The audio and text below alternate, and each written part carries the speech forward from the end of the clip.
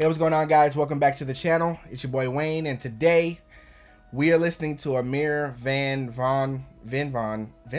Hold up. Dodgeball? Ameer Vann, I think that's how you say it. We're listening to Emmanuel, his new EP that he dropped shortly after announcing that he was going to be releasing more music. He didn't make us wait very long for this project after he kind of came back into the public eye after the falling out with Brockhampton. A lot of people feel some type of way about him just randomly saying he's going to release music without officially releasing a statement, kind of making a more direct comment around the allegations that were put against him, and then also some of the things that were brought up on Dearly Departed from Brockhampton themselves. So a lot of people are on the fence about listening to this project. Me personally, I'm curious to see what this EP is gonna sound like. I wonder where Ameer's head is at, like, you know, how he is in his headspace, how he feels about being outed kind of on the Dearly Departed song. Everybody basically demonizing him after the fallout with Brockhampton. So I'm curious to see what he's been up to or how he feels. So let's not waste any more time. Let's just go ahead and hop right into it. The first track is going to be called Emmanuel. Depressed, I am made up of mistakes. I'll start going down the list. I'm a product of my father. I'm an addict like my sister. Wow, okay, so this opening verse is literally talking directly about how he feels about everything that's been going on in his life, kind of being exposed to his demons, having to confront them face to face, whether it's he feels like it's hereditary from his family, you know, feeling like he's a drug addict like his sister, or being exactly like his father in certain ways. I kind of like how he's just self-reflection right off the jump. I think this is what everybody wanted to hear from him, and just see, like, is he going to deny some of the things? Is he going to play the victim card, or is he just going to own up to it? So let's continue on. That was just, you know, 30 seconds in, so let's continue. Hard for us all, made a fuck up of my life. I'd give anything at all to take back a little time. It's pretty obvious just based on that verse that Ameer has a lot of regrets about his past actions and things that he's done that wouldn't look good in the public eye, or even things that we necessarily don't know about. He's talking about growing up in a broken home and some of the things that he's seen that he feels like affected him and made him change the way that he interacts with certain types of people, and maybe that's the reason why he is the way he is his past, and needing to kind of confront those demons in order to change who he is as a person. So, but I do think I like the reflection. I like where he's going with this song, so let's go ahead and let it finish. Saying send me curses, see me praying. I can sell a blunt to Satan, all these trenches that I lay in, all this chaos. I can sell a blunt to Satan, all these trenches that I lay in. Whew. That's evil. I kind of like the energy he's going with, or the kind of atmosphere that he went with. It's a very basic kick and 808 pattern. There's no melody. It's very silent. He's kind of forcing the listener hear every word that I'm saying and understand that I mean every single word. It's ear-catching and it makes you pay attention. So I think that was brilliant on his end. So that was Emmanuel. I think that was a really polarizing intro track to what could be a very controversial EP. We'll see if he continues with the theme of openly talking about the things that have happened in the past year, or even directly talk about Brockhampton. I heard there were subtle shots towards some members in the group. We'll see if that's true, but let's continue on. The next song is called Pop Trunk. Besides, I can spot my enemies. I can hear butterflies' wings, you niggas centipedes. My girl in Air Force One like she the president. I bang Pop Trunk. My girl in Air Force One like she's the president. I fuck with that. Are they black? Are they black Air Forces? That's the real question that I have. Because if they ain't black, then I ain't fucking with it. I ain't no boy in a band. I am more than a man. I got the world in my palm, sitting right in my hand. I'm not a boy in a band. I am more than a man. Obviously a shot towards Brockhampton. Like Gucci shit. I bang screw Pop Trunk outside your residence. I'm getting hardcore Pusha T vibes from the delivery that he's using. It's like this menacing tone of voice, like he's creeping up on you, about to do a drive-by, or, you know, like it's very evil. And not necessarily the lyrical content that he's presenting. That is polar opposite of what Pusha T talks about. But just the delivery itself, I'm getting hardcore Pusha T vibes. I'm fucking serious, niggas is in my ear again. I'm turning serial, really, I'm about to kill again. I'm at the Frenchies on Scout. About that gold that I lost, about that drink on my teeth. I'd rather die on my feet than my live God. on my knees. That's why I don't sleep. Keep a gun, keep the peace. Keep a gun, keep the peace. Obviously, peace as in, you know, the gun, you know, or peace. keep a gun so I could keep the peace. Who knows what he meant?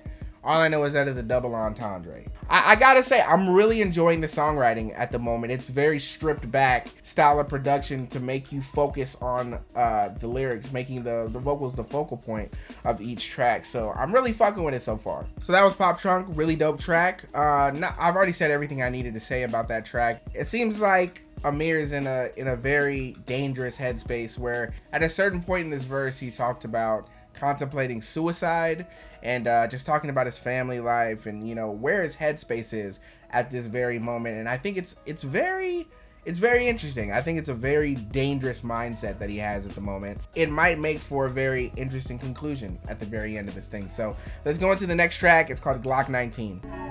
I don't think we're gonna get any hype tracks on this. I think it's gonna be a real laid back project. Or this might be a banger and I'm about to go crazy. So let's see. Without my medication, I got my pills that keep me from going crazy. I'm just drinking, nigga, I'm still sedated. I try to hold it together, really, I'm slipping lately, hallucinating. I'm in the car with the devil chopping and screw it, baby. I'm in the car with the devil chopping and screw it, baby. Come on, bro. Stop playing with me. Demons and monsters really is very scary. I know killers and gangster niggas that's in my family, selling pills and them eating protection. Niggas talk shit till they get shot back like that. You don't wanna end up like that, like that. Flip it to back. You don't wanna end up like that, like that. Flip it, then I bring it right back, right back. You don't really know about that, like that.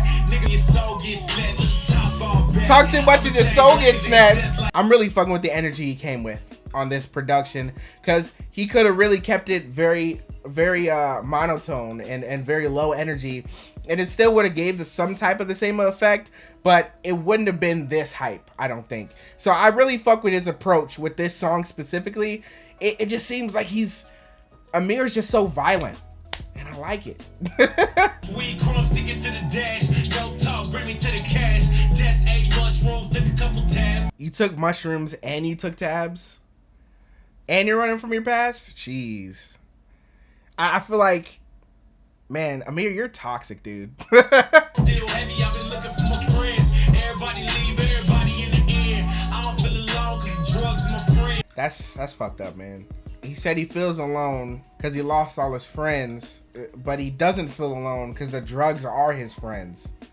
And man, that's a really bad headspace to be in, man. I hope you get out of that, because no matter what somebody does, I don't think anybody should have to feel that way, because that's fucked up. So that was Glock 19, and I'm starting to realize this EP is going to be very heavy, I think, as far as the subject matter goes, because I don't think he's going to let up. I don't think he's going to let up on this EP being very focused on him as a person, where he's at, where he was at, and how he's going to try and move forward. But right now, man, this very heavy content, and I want to see how this concludes. So the next track is going to be Los Angeles. I took a pill and I hope I feel it. I miss living at the hospital.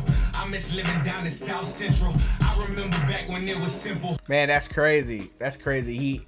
He's talking about, even though his life wasn't that great back then, at least he had his friends. At least he had people he could talk to. At least he had people he can console with. But now that he's in Los Angeles, everything has changed. Money made things very difficult for him, and he just feels like things were more simple back then when all you were worried about was eating. But now it's so much more complex.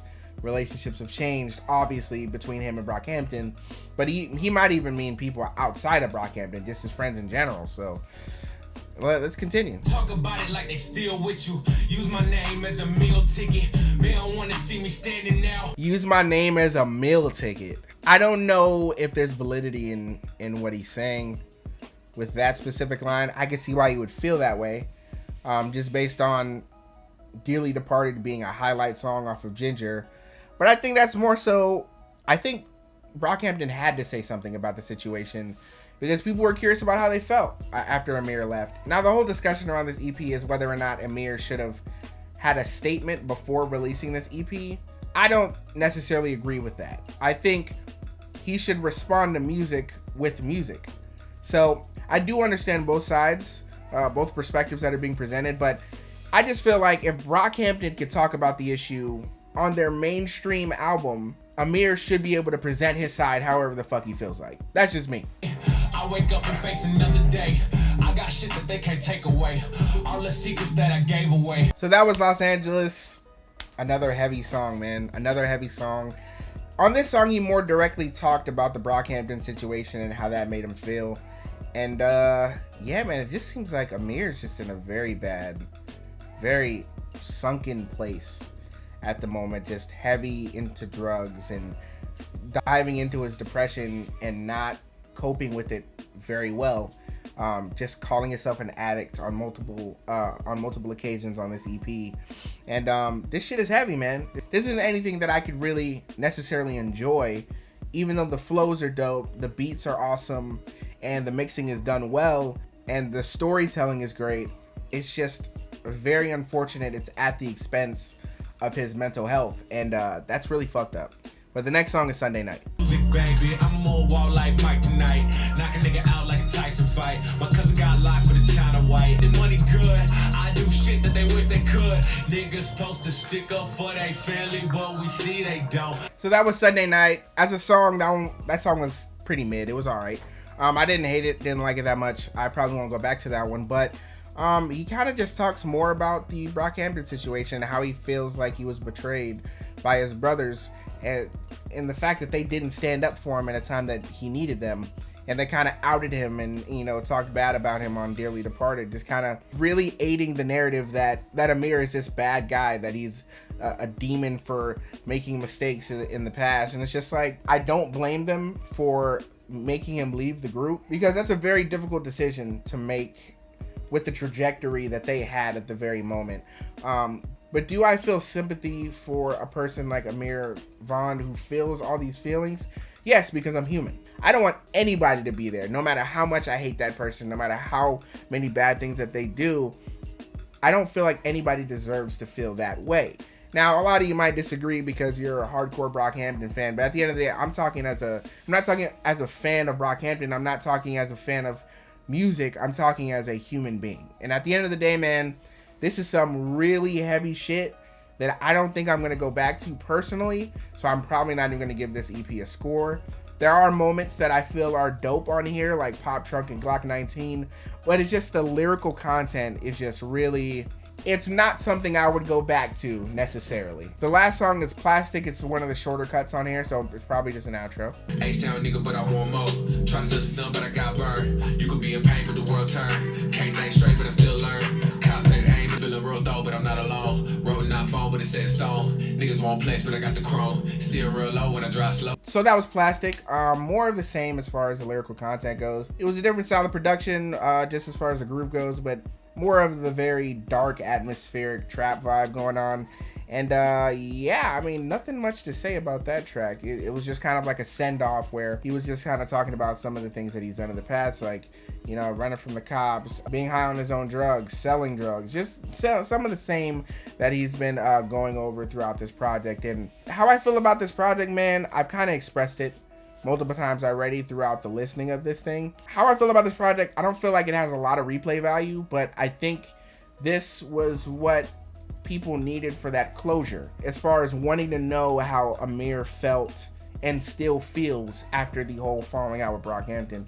I'm not going to give this EP a rating, like I said, because I don't see myself going back to this at all, but it's not a bad EP.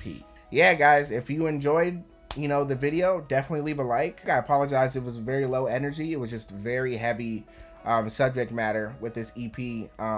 Definitely subscribe for more weekly videos where, you know, we'll get a little bit more hype. We'll be a little bit more lighthearted with it. And yeah, comment down below. Let me know what you think. Did you enjoy the project? Am I tripping with like some of these songs having a little bit of replay value? I think the only songs I'd go back to is Pop Trunk and Glock 19. So I'll probably put those in the description under my favorite tracks. It's been real. It's your boy Wayne. Peace out.